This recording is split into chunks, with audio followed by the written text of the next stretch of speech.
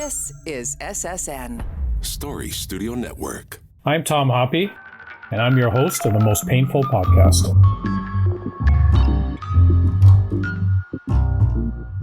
From our past show, the audience has provided some great feedback on how the information on this show has helped them. Now, we focused on chronic pain managed in Canada, but how is chronic pain managed in other countries? Are the treatments the same? The USVA has changed their approach to how they manage chronic pain. And to talk about this today, we are joined by retired Surgeon General from the U.S. Army, Eric Schoomaker. Welcome to the show. Thank you, Tom. Thanks for inviting me. This is a pleasure and a privilege. Well, it's great to have you on the show, and I'm really looking forward to the discussion. I know we talked off camera about some of the changes that happened. I find it really exciting. So can you explain to us why the USVA has kind of changed the way how they deal with chronic pain? Oh, no, I'd be happy to do so, Tom. But I have to explain for the benefit of your audience that in the United States, the active duty component of service to the nation, whether it's in the Army, Navy, Air Force, Marine Corps, the Public Health Service, the Coast Guard, and now the new Space Command, is under the auspices of the Department of Defense. So all active duty and their families, as well as retirees such as me and my wife, are cared for by the Department of Defense. But when we retire, or more often serve for a period of time that doesn't entitle one to full retirement benefits, we transition into a separate executive agency of the federal government, the Department of Veterans Affairs. That's a little different than it is, I believe, in Canada. The Department of Veterans Affairs has taken historically a very aggressive and I think very far-sighted approach to the treatment of pain. They recognized, as many did in the civilian sector, that after a period of time after acute injury, such as a fracture or post-operative pain, a combat wound, for example, after weeks to months, if pain persists, it becomes imprinted upon the brain in a very tailored, individuated way. It has commonalities across all people who suffer from chronic pain, but highly individual features, especially affected by one's memory of pain, one's emotional response to pain, and then the cognitive elements of pain. And we all know this intuitively or from experience because we've seen people suffer pain who are able to do extraordinary things in spite of that pain. And we see others who have very bleak memories and very emotional responses to pain who can't function nearly as well in the presence of pain. So the Veterans Administration began to look very carefully at how we approach pain and realized that the interplay between how the brain operates, especially emotional, psychological dimensions, as well as the tissue-based healing dimensions, meant they had to be broader in their approach and began to look at other ways to treat pain that could be evidence-based, meaning that they had been subjected to scientific studies. We in the Department of Defense, influenced by and learning from our veteran colleagues, were seeing the same thing. And we learned, especially through a period of 20 years of protracted combat in Afghanistan and Iraq, that in which a lot of not only combat wounds, but I think the audience will recognize that anytime you mobilize a large number of young men and women to fight and defend, you're going to have training injuries, you're going to have sports injuries, you're going to have motor vehicle accidents. We've probably had as many amputations, quite frankly, from motorcycle accidents as we have from combat IEDs and blasts. And so we realized, especially across 3 continents, and with an evacuation and treatment chain that stretches 8,000 miles, that we were highly reliant on pharmacology, on the use of drugs, especially opioids and psychotropic drugs for relaxation and stress reduction and the like. And that over-reliance then, number one, wasn't as successful as we hoped it would be for the treatment of chronic pain, but it also got us in serious trouble with problems of addiction, of accidental deaths. We're losing as many people from accidental overdoses from opioids with or without associated benzodiazepine and other psychotropics as we lose on the highways every year. And so we, in the Department of Defense, along with the VA's leadership, began looking at other evidence-based approaches and found that there are 8 or 9 very, very sound practices when applied to chronic pain, which have as much, if not more, impact and are as effective as are these pharmacologic agents. And I'll real quickly just enumerate some of them: acupuncture, mindfulness meditation, chiropractic, deep tissue massage, the ancient Asian practices of Tai Chi and Qigong, probably as well, movement practices, yoga, music therapy. These have all been found to be as effective, if not in some cases much more so, than the use of pharmacology. And so the Veterans Administration has undertaken an enormously positive approach to the promotion of health among their beneficiaries, almost 10 million in number, to promote what they call a whole health approach to health that begins with a mindfulness-based approach to one's health, but if pain is involved, extends to them a whole series of evidence-based so-called complementary and integrative practices in addition to the pharmacology. And I'll end there and ask if you have other follow-ons. It does sound interesting because what you're talking about is basically on a smaller scale is done in an interdisciplinary pain clinic where we're looking at whole body approach and the biopsychosocial model of pain. And you're absolutely right. Yeah, so this is, of course, takes it on a larger scale. And I think for our audience too, who may not know, but in Canada we have a public healthcare system, where in the U.S. it's private. So if I understand you correctly, someone who leaves the service in the U.S., if they're injured or not, would fall under the VA for their healthcare benefits. Is that correct? Yeah, that's right. If one serves for a period of time and is separated honorably, then they're entitled to healthcare within the VA, as well as other benefits like education and the like. The majority of veterans also tap into private health care if they, for example, have post-service employment that has a health care associated with it, or in my case, if they've served on active duty and retired within the military, they can remain on military health care. But you're exactly right that in the main, veterans are entitled to health and health benefits. And the VA is extending, and this is probably the closest thing in the U.S. that we have to your system of national health care, because both the DOD and the VA, each of which has close to 10 million beneficiaries, extends itself through a government program for health promotion and health care delivery. Yes. So with the VA in the U.S., I understand there are VA hospitals throughout the country that people would go to. So are there interdisciplinary pain clinics within those hospitals, or is it something new? Because you're talking about the holistic approach or alternative medicine. I remember we talked before that you don't call it alternative medicine anymore. You call it something different. That's right. So is there, so two parts to that question. Are there interdisciplinary pain clinics in all the VA hospitals? And is there a holistic approach when a veteran goes into all VA hospitals, as you're talking about? Like, is it a complete culture change that they're undergoing right now? No, I think that's a very astute insight and question on your part, Tom, because that's exactly what's happening.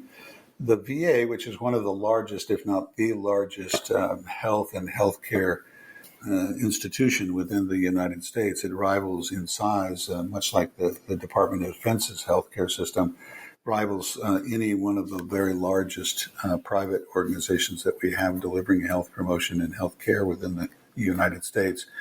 And they were mandated a number of years ago as a consequence of this transformational effort to provide a multidisciplinary, team-based, patient-centered approach to health promotion for all veterans who elect to enter into it. It's called Veterans Whole Health. For any of your audience, you can easily access that through any of the search engines and just ask for U.S. Veterans Affairs or U.S. VA Whole Health, and you'll see a description of that. And this was an insight that we needed to change the focus of how we approached the veteran from one that dwelled almost exclusively on their disabilities and the limitations that have health and injury and the like imposed upon them. That is, what's the matter with you? They've changed this through a major transformational cultural effort to ask the veteran, what matters to you as you enter into this phase of your life, the veteran's journey? What matters to you, and how can we facilitate your achieving whatever those goals you may have in this latter phase of your life? And if health issues are there, how can we remove those obstacles that are impeding your achieving the goals that you have? And so this whole health approach, if it includes pain as a problem, and pain is just one of many things, and sometimes it's education, sometimes it's employment, sometimes it's homelessness, sometimes it's drug and alcohol problems, sometimes it's family discord, sometimes it's emotional or psychological burdens. Whatever might be the obstacles to achieving what matters to you as a veteran, they are attacking that through this multidisciplinary team-based approach.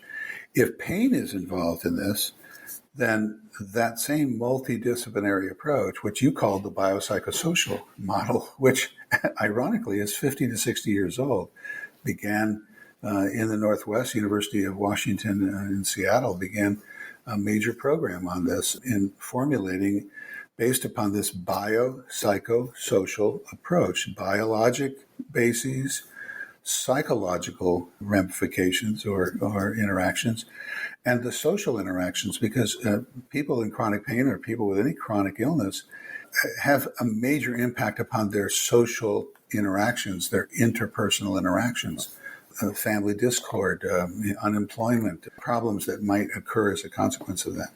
So this biopsychosocial model, which began 50 to 60 years ago, began with the formation of these multidisciplinary clinics, has really faltered and struggled because the business model of American healthcare especially has not lent itself to supporting that. And we've drifted away from that. The VA and now the Department of Defense have rediscovered the importance of that and have invested enormous effort institutionally, corporately, as well as financially in that.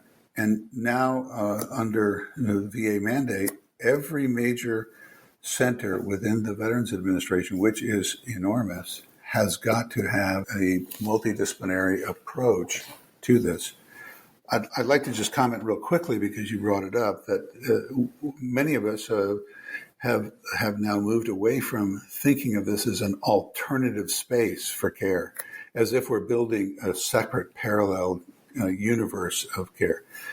We'd like to rather think of this as integrating the very best evidence-based approaches, some of which are thousands of years old, like yoga and acupuncture, into the mainstream of conventional care. And I think if we were to come back in 20, 30 years, what we'd see is they've become conventional care, and there's a whole new generation of these integrative complementary practices which are being evaluated to be brought in, if that makes sense to you. Oh, it makes total sense. And when you talk about the biosocial model, we think about up here too is the transition or the military mindset and culture that veterans face too. We say, I've worked with many U.S. soldiers in my time, and I think there's not much difference there of its mission first and self last. And that really, many soldiers don't understand that. It's quite normal, but when they leave the service, it does have an impact, especially when it comes to chronic pain. So I would think if you're like the VA that's putting in on a larger scale, looking at both the psycho and the social model of, how does somebody integrate back into society? Is this something they look at too, is how military mindset and identity impacts a person moving from a very institutionalized culture back into the civilian world? I know it never leaves us, but how do we deal with this? Are they working with that part as well? Yeah, I think at the root of what you're saying, I would totally agree with, and that is, as I spent 41 years as a commissioned officer in the U.S. Army, some of it in reserve time, but the majority over 33 years as an active duty officer, and working with my colleagues and including Canadian forces, for whom I have enormous respect. Seeing them around the world, we have a predisposition to think only in the physical domain. We're supposed to be capable of achieving the mission as long as we are structurally, if you want to call it that, intact. I think what these wars, among all others, have proven to us beyond a shadow of a doubt is the very important feature of the human dimension of the experience of service, and especially when subjected to combat or any of the strains and pressures and stresses that occur as a consequence of mobilization, of deployment, whether it be for a humanitarian effort, a natural disaster, a man-made event, or armed conflict. They all have an impact on our psychology.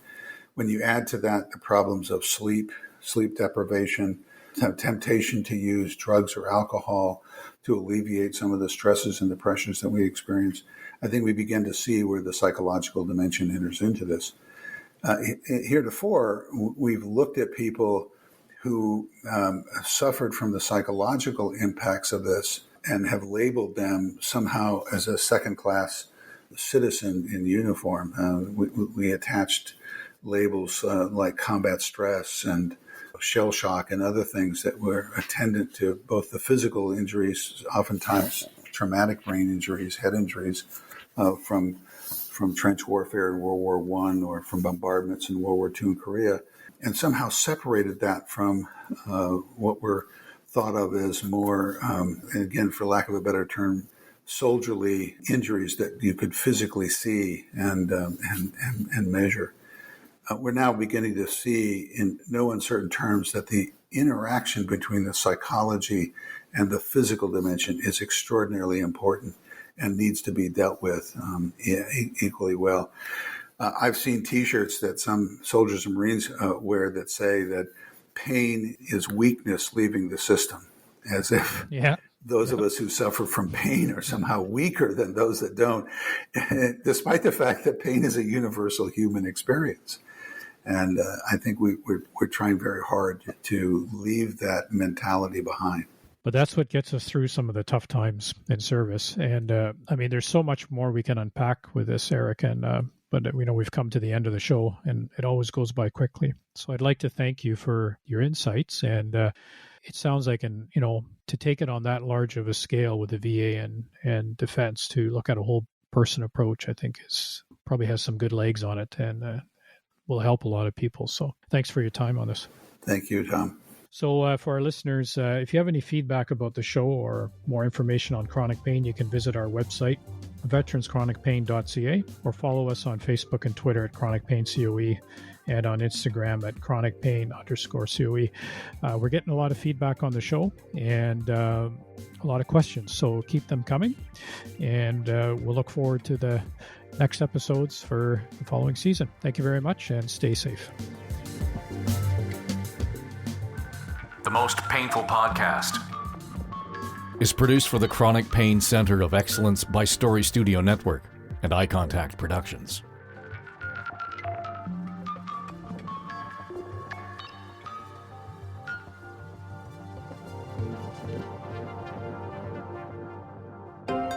This is Story Studio Network.